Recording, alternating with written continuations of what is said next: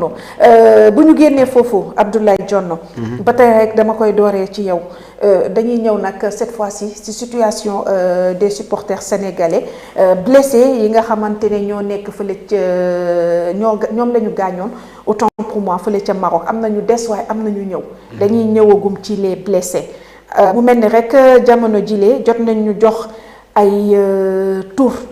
ci ñi nga xam ne ñoom ñoo fa nekk te ñu gaañ leen bokk na ci ku ñuy wax Modou Diouf moom li ñu wax moo di traumatisme crânien la fa la amee ki ca topp Babacar Thiaw am inflammation du coude du genou droit et de l'épaule droite am ci koo xamante ne ni bi jigéen la ab soxna Aminata Diouf la tudd moom inflammation de l'épaule droite et du cou quatrième bi di Mor Gueye douleur du mollet gauche cinquième bi nekk El Hadj Babacar Sow traumatisme moom it la am du mollet gauche sixième bi nekk Aliou Saliou Sang moom asthénie boobu nag xawma ko ci terme médical la bokk xëj na asthénie par hypoglycémie et douleur corporelle moom sixième bi amaat encore beneen ñaareelu jigéen ay turam nekk Binta Gueye moom it inflammation du dos et des hanches huitième bi Amadou Diakhaté inflammation de l'œil droit par contusion keneen ki neuvième personne bi nekk Khadim Gueye traumatisme du pouce droit dixième bi Fallou Faye douleur de la face onzième bi di Ousmane Faye traumatisme des deux tibias metti na de douzième bi nekk Pape Souley Sy amee inflammation de l'arcade sourcilière gauche treizième bi di Mamadou Fall muy Fall drapeau pour ñi xamul tur boobule moom li mu am moo di douleur constante du dos et de l'œil quinzième bi nekk Cheikh Sy moom douleur thoracique la am et costale bilatérale seizième bi nekk Mbaye Gadiaga douleur épaule droite et du visage 17e bi Ahmed Ismaïla Silla moom douleur du poignet droit la amee ki di 18e personne bi nekk Mbar Dione asthénie douleur éparse du corps et inflammation du pouce droit source bi ko joxe nag moo di Samba Thiam nekkoon envoyé spécial du journal Les Échos fële ca Maroc Abdoulaye moom moo jot a génne liste de 18 personnes yi ñu wax ne ñoom la ñu gaañ foofu noonu ca Maroc Abdoulaye. déjà dañuy massawu suñu ndaw yooyu nga xam ne dañoo demoon uniquement pour supporter demuñu woon pour jëlee fa ay gaañu. ñu paree ñëwaat ci ñi ñu fa arrêté way déjà jël massaw parce que tey ku wóoroon ne bu ma demee foofu tey ay gaañu laa fay jëlee. doo ko def. tout à fait waaye nag dama naan sport ak violence àndul fenn. mosuñu ànd te à chaque fois dañ booy xool dañuy wax dañuy éviter violence dañuy éviter leneen ak leneen mais aussi dañuy alerter suñu consul ya fa nekk. alerter aussi état bu Maroc que ñu jël suñu ndaw yooyu comme si seeni ndaw lañ parce que ñun tamit dañoo tàmm di leen defal teraanga. te dégg déjà diggante Sénégal ak Maroc am na lu bëree bëri lu ñu dox suñu biir ba ñu doon wax ay frères et sœurs lañ ainsi de suite kon tey bu ñu taxawee moment bii ñu gis yi fi jot a xew xam naa yi des nañ ci ñëw. mais yi fi jot a xew nii yëpp ñu gis ko. waaw ci blessé yi ci blessé yi kon ça veut dire que tey taxawaayu gouvernement boobu da ciy am njëriñ lool pour taxaw suñu ndaw ñi tey bu ñu xool ne ñàkk nañ coupe bu ñu xool leneen nañ xool ne. diggante Sénégal ak Maroc la diplomatie bi nañu xool ne suñu ndaw yooyu demuñu woon pour def lu ñaaw wala defuñu woon pour leneen mais juste dañoo demoon pour supporter ànd ak la te dama Tata Jolie que ñoom ñëpp ñi ci gaañu kenn gaañul sa bopp nit la gaañ parce que nit du tey gaañ boppam ña leen gaa nag xamaguñ mais incha allah dinañ ko xam parce que y a les vidéos qui sont là qui sont exploitables. Donc là on va juste dire que nañ leen faj bañ baax bu ñu leen mënta faj ñu yebal ñu leen ñu faj leen parce que fa lañ toll ak ñoom actuellement parce que xool nañ côté diplomatie ñu ngi jéem a lijjanti ñu ngi koy jéem a mbëppal ci suuf. mais on voit que xale yi fa gaañu nii ku ci nekk boo lim rek jàppal ne soit ay dóor la parce que tey kanam bu nii. tax ma wax la loolu sénégalais mu gaañ moromu sénégalais tànk bu am problème ay dóor la. te nag nañ ma baal nag de mais naar dafa xam lu métti dafa xam lu métti man ki ma jàngal alxuraan naar la lu métti da koo xam dóor bu la doon dóor da ngay yaakaar ni kii da lay rey maanaam du la dóor kii mu tagaa caaxaanuma de Cees googu sa Cees googu laa jànge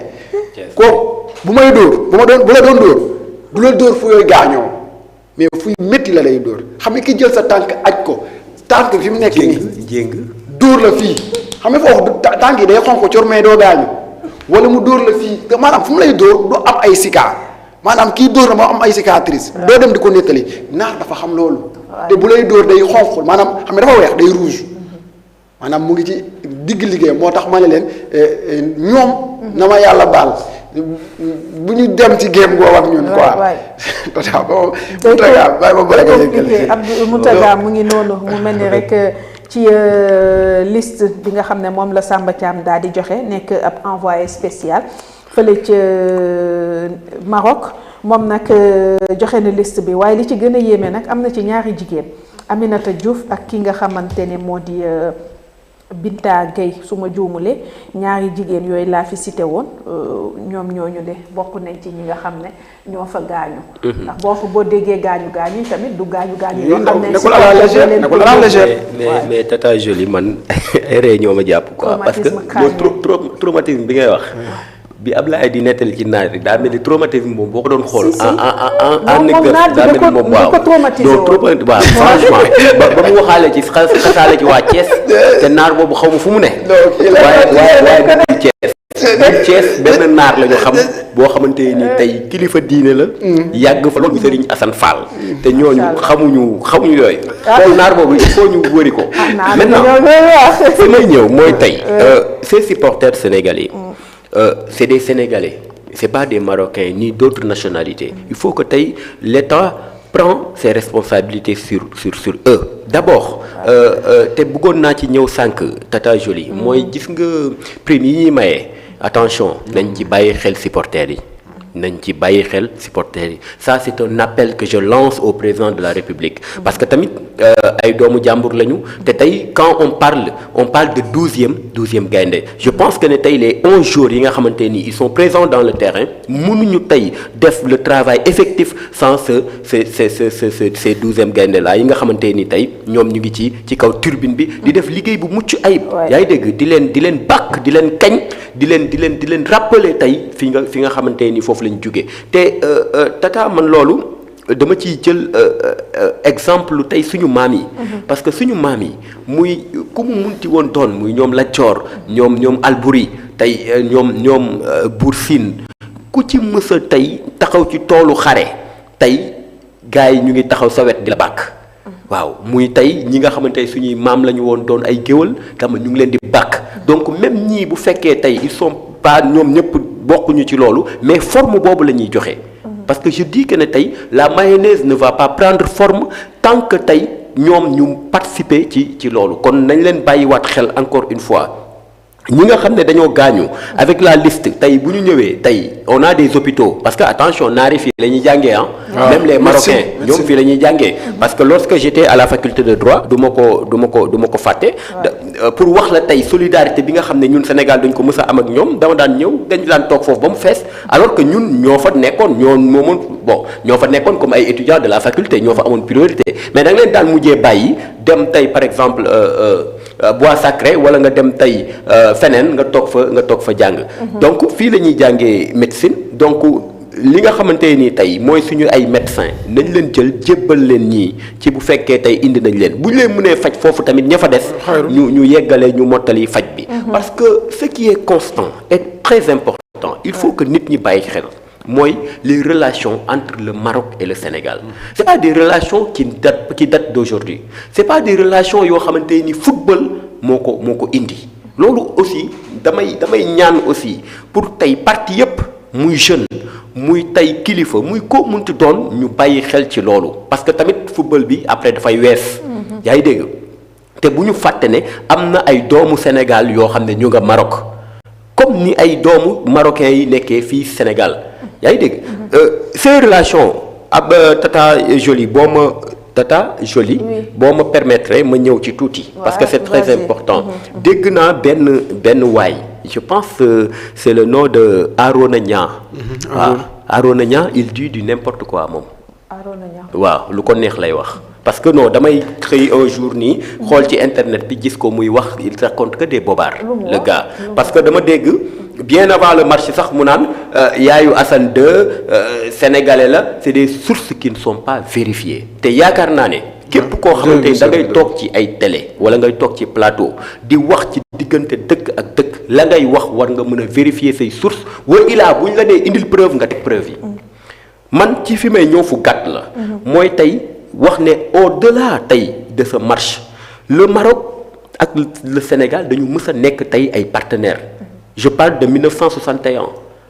au temps de Hassan II avec Senghor. parce que tey le désert du Sahara ça a été discuté. tey entre le Maroc et d'autres pays comme la Mauritanie le Sénégal était du côté de la de la royaume chérifienne taxaw ci wetam Maroc ba mu géddee di génn OUA l'organisation de l'unité africaine bi nga xam ne actuellement mooy Union africaine UA Sénégal dafa gën a renfermer tey ay liens wam ak moom donc ñooñu tey mënuñu nekk lu dul ay frères loolu je parle sur le plan géopolitique mais sur le plan économique mais bu ñu fàtte ne tey Maroc la plupart tey de nos banques presque c'est des banques marocaines le groupe Attijari Wafa Bank CBAO marocains yi ñoo ko moom y a que des compagnies d'assurance yoo xam ne marocains yi ñoo ko moom mu jël Sénégal def ko premier partenaire am tey en Afrique subsaharienne ñu jóge ci loolu sur le plan économique sur le plan religieux tey boo ko jëlee bu ñu fàtte ne tey le Sénégal partage avec le Maroc ce qu'on appelle le soufisme tey la Tijaniya ñëpp xam nañ ne tey ki nga xamante ni tey mooy tey xalifa tey Tijaniya ci kaw suuf muy Serigne Cheikh Ahmed Tidiane mu ngi Fès gars yi dañuy jóge Sénégal di dem ba Fès di ko ziyaare ji est-ce que yaa ngi comprendre donc mu nekk un pays musulman ñun ñu nekk un pays à majorité musulman ñuy former tey suñuy ay imam au Maroc kon loolu du lu ndaw loolu c'est pas des choses qui datent d'aujourd'hui léegi nag il faut le dire à qui veut l'entendre que ne tey loolu dañ ko war a raffermir dañ ko war a dëgëral dañ ko war a sàmm ñu wax ko ñi nga xamante ni tey ñoo ko fekkeewul woon wax ko aussi ñi ko fekkee muy du côté du Maroc que du côté du Sénégal parce que bu ñu xoolee gis nañ ne tey y a le prince Moulay Aziz la tudd je sais pas le prince héritier gis nañ ne tey presque